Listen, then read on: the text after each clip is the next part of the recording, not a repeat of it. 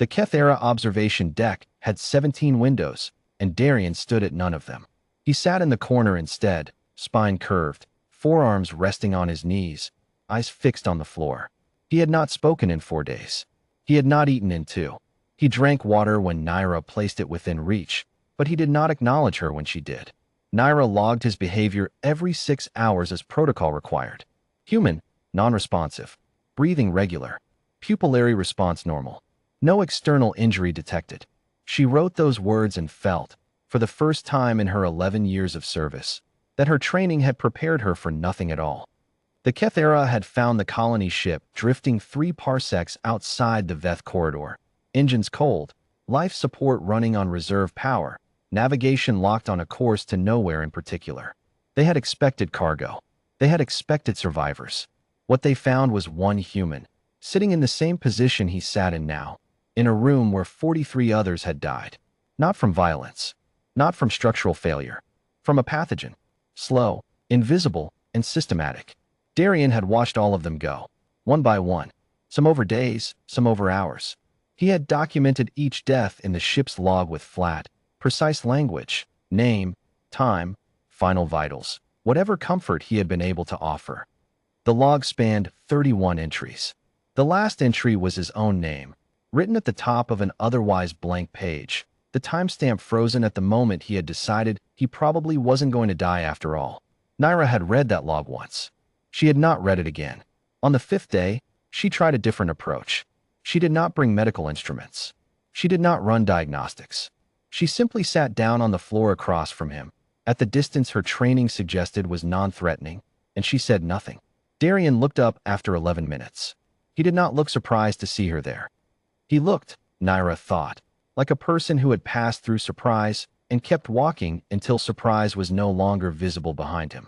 "You've been watching me," he said. "Yes," she said. "I've been concerned. You've been trying to figure out if I'm functional." She paused. There was no point in dishonesty. "Yes." He nodded once, slowly, as though she had confirmed something he already knew. Then he looked back at the floor. "I'm functional," he said. The Kethera medical staff met that evening and debated whether to sedate him for transfer. The argument was framed as a wellness concern, but Naira understood the real anxiety underneath it. A human who did not speak was a human whose intentions could not be tracked. The Kethera had centuries of diplomatic experience with dozens of species, and all of that experience had been built on the foundational assumption that emotional states could be read and therefore managed. Darien gave them nothing to read. He was not angry.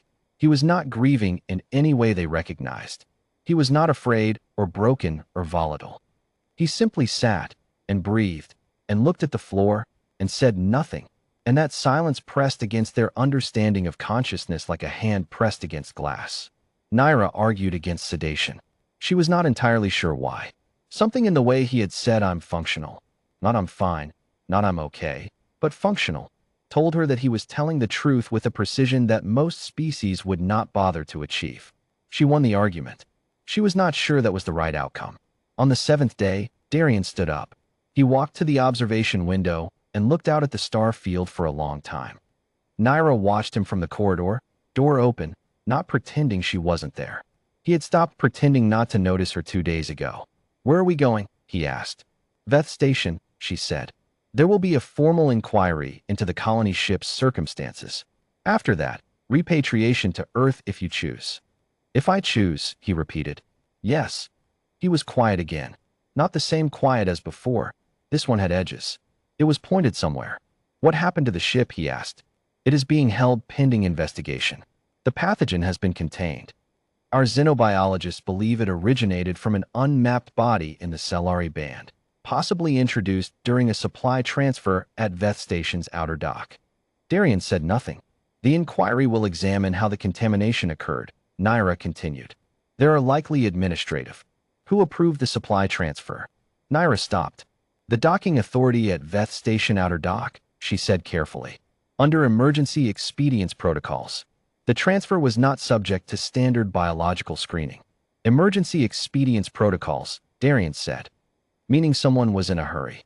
Meaning the paperwork was prioritized differently than the screening." He turned from the window.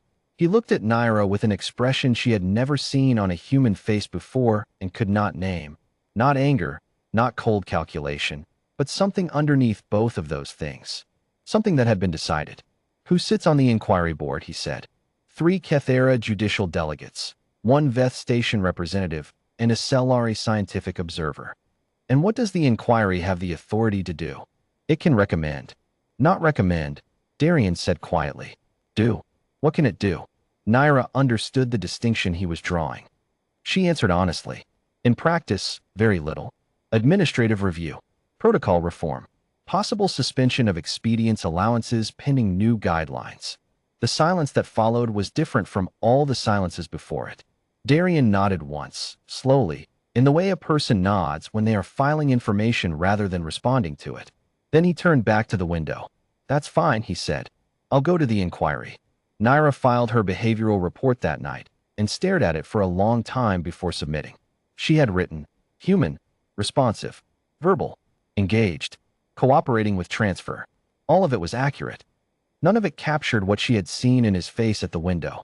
She added a note at the bottom, hesitated, then left it. Recommend the inquiry board be briefed that the human survivor has requested the full scope of the board's authority and been informed of its limitations. Recommend this briefing occur before the session, not during. She submitted the report and did not sleep well. On the morning of the 8th day, Darian appeared in the corridor outside her station without announcement. He was dressed in fresh clothes, Kethera standard issue, too wide in the shoulders for his frame. His hair was pulled back. He had shaved. He looked, Naira thought, like a man who had arrived somewhere. I need to send a transmission, he said. To Earth. To Earth's diplomatic office. And to the Human Commerce Authority. Naira opened the transmission terminal for him. He sat down and began composing, and she stepped back to give him privacy. He did not ask her to step back further. She did not read what he wrote. She was not sure she needed to. She had read the colony ship's log. She knew that Darian had spent 31 days in a sealed room watching people he had known.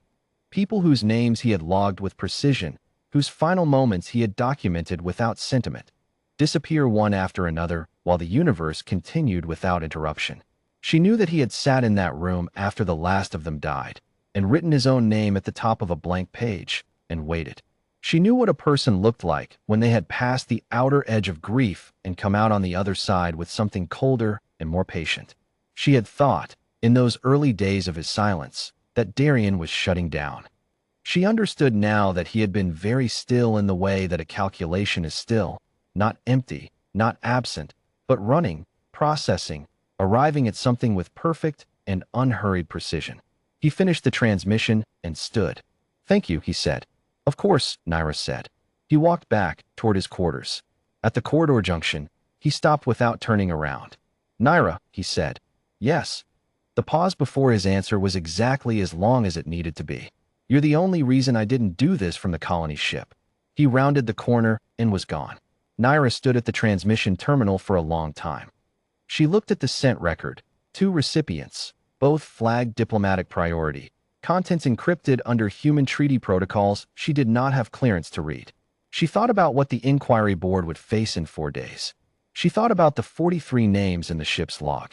She thought about Darian standing at the window with that decided expression, asking not what the board could recommend, but what it could do, and filing away the answer with the patience of someone who had already determined that the answer did not matter.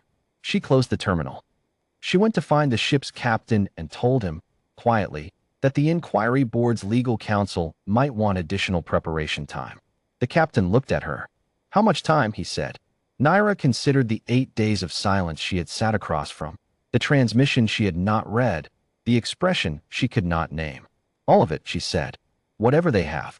In the ship's log, entry 32, Darian had written 1 sentence beneath his own name.